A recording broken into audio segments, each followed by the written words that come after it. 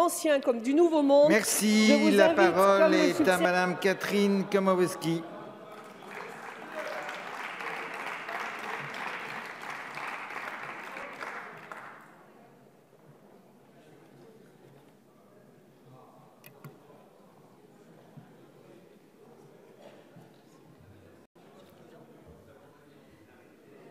Bien. Donc, Monsieur le Président, Madame la Ministre, Madame la Présidente de la Commission des lois, Madame la rapporteure, mes chers collègues. Ah bah bien sûr, vous êtes mes chers collègues, de droite comme de gauche.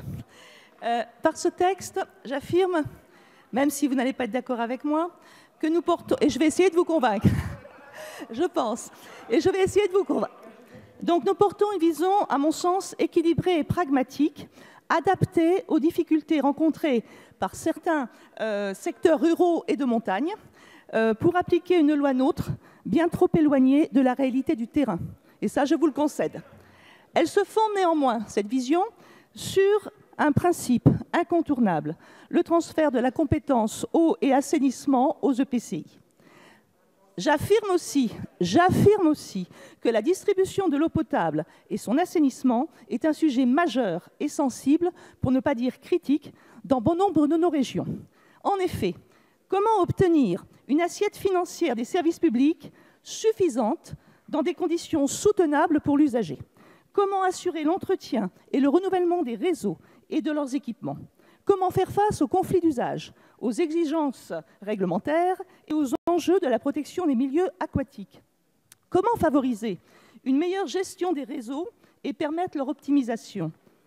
Et enfin, comment accroître les solidarités et faire converger les projets d'équipement et la gestion des infrastructures, et là je vous rejoins, sur des périmètres pertinents. Au-delà, comment mener des réflexions en termes d'aménagement du territoire et de protection de la ressource sur le long terme? Et surtout, comment assurer l'équité territoriale sur l'ensemble de notre pays? Car, mesdames et messieurs, quand même, on parle des territoires, mais la France, c'est un seul territoire, le territoire de notre nation. Donc, une et indivisible, et dont seules des circonstances locales, effectivement, et je vous suis, justifient un traitement différencié. Voici donc les enjeux dont nous avons à traiter aujourd'hui. Ils se résument, à mon sens, en deux mots: solidarité et coopération. Le texte, non, solidarité et coopération. Le texte, issu du groupe de travail réuni par Jacqueline Gourault, signé, je le rappelle à nouveau, par l'ensemble des parlementaires qui le composaient, apparaît comme un compromis équilibré entre le volontarisme des uns et les inquiétudes, souvent légitimes, des autres. Je sais, nous savons, parce que nous l'avons expérimenté ou vécu dans nos villes ou nos campagnes, que les effets ne sont pas visibles immédiatement. Mais, mesdames et messieurs, c'est l'avenir. La coopération et la solidarité intercommunale sont l'avenir de nos territoires et de nos communes.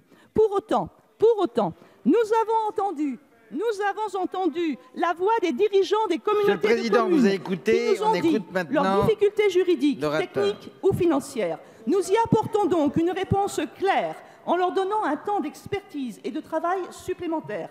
Cela doit être bien compris. Il s'agit en effet de donner un délai pour se préparer à ce transfert.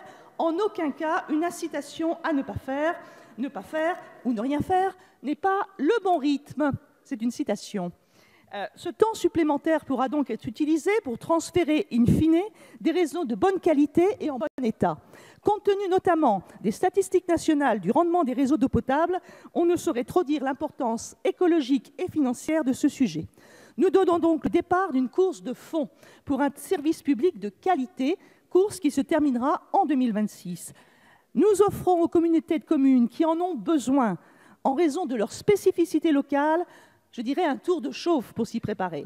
Cette clarification bienvenue du niveau de collectivité en charge de l'eau et l'assainissement n'impose rien pour l'exercice concret et quotidien de cette compétence. Nous ne venons donc pas modifier le droit en vigueur qui permet déjà d'adapter la gestion des compétences eau et assainissement aux spécificités locales.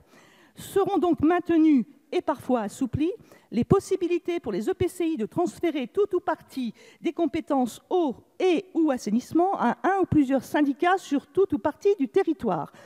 De même, les possibilités de se mettre en place des modes de gestion distincts sur un même périmètre existent toujours. Et pour finir, les EPCI continueront à déterminer librement les modalités et la temporalité de la convergence des prix pour leurs usagers. La loi ne pose en effet aucune obligation en cette matière. Et je finis. Ce texte rationalise l'exercice d'une compétence vitale pour les Françaises et les Français. Il prépare et préserve l'avenir en privilégiant l'intelligence territoriale. Au nom du groupe La République En Marche, je vous engage donc à l'adopter. Merci. Merci.